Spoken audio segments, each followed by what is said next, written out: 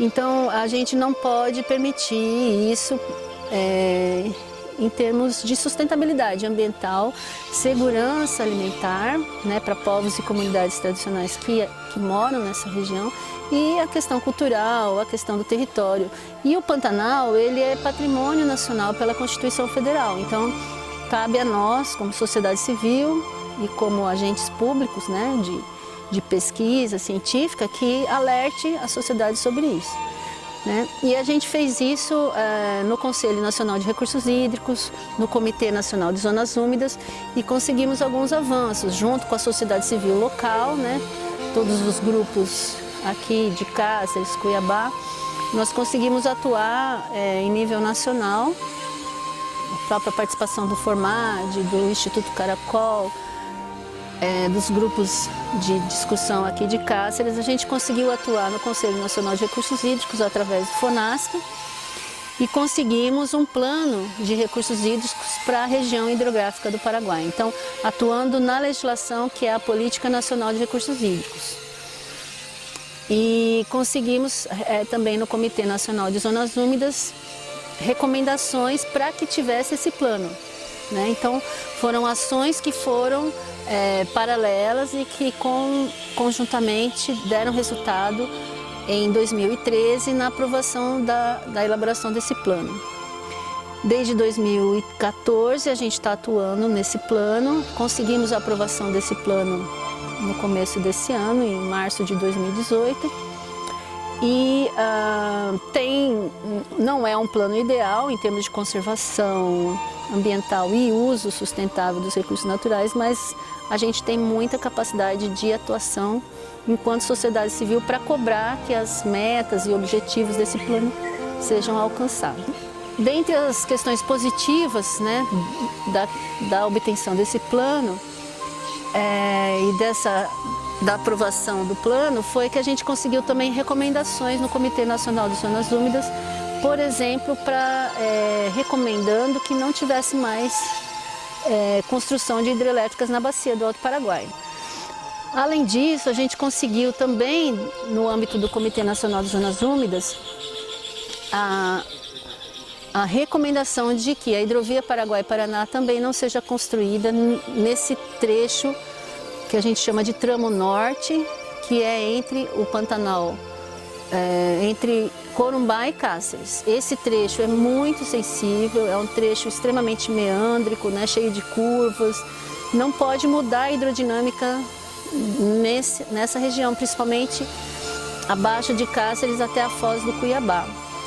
E nesse trecho é o trecho que, se mexer na hidrodinâmica, vai afetar a hidrodinâmica para o Pantanal Sul.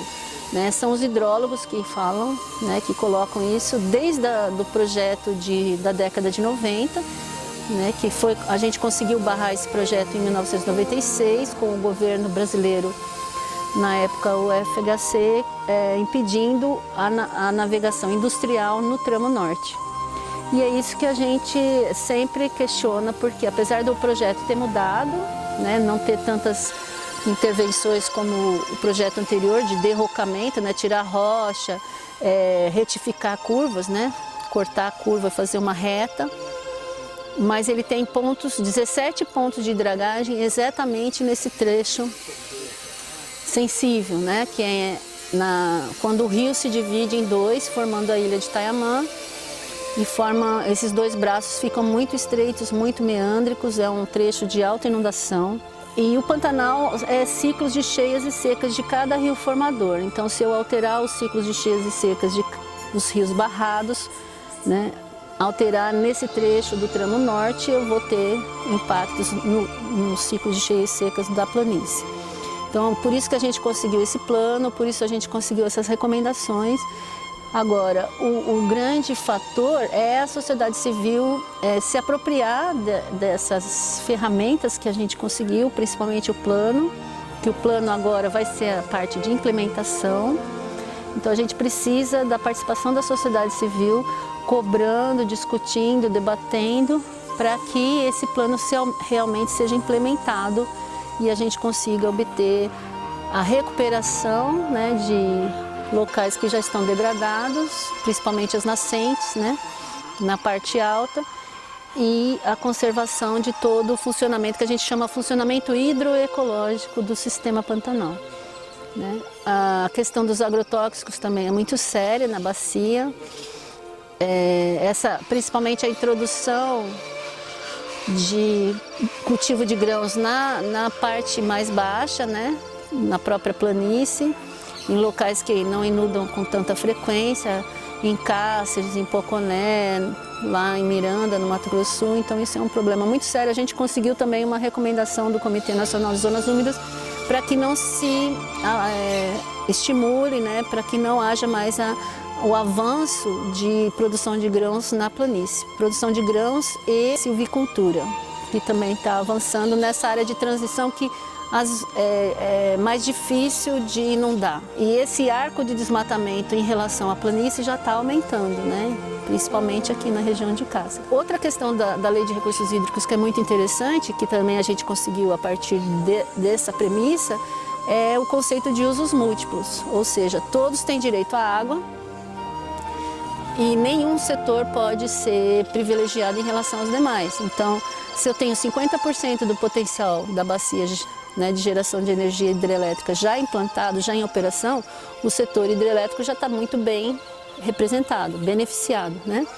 Então, cabe a nós, dentro do princípio de usos múltiplos, também manter o direito de uso à pecuária tradicional, que precisa do poço de inundação na planície para fazer a limpeza do pasto, aos pescadores que precisam, né, manter a sua cultura e o seu bem-estar, modos de vida, né, como povos e comunidades tradicionais que também utilizam, né, os rios e a produção pesqueira para a sua qualidade de vida. Então, as áreas urbanas, né, que precisam ter água em qualidade e quantidade. Então, esse é o grande desafio, inclusive, eu diria, da humanidade, e refletindo aqui na bacia nossa, no espaço territorial da bacia hidrográfica, que é qual é o limite de uso do sistema para eu poder conservar o Pantanal, uma vez que constitucionalmente é nosso dever como cidadãos conservar o Pantanal, seja o cidadão dono de uma hidrelétrica, seja o cidadão pescador.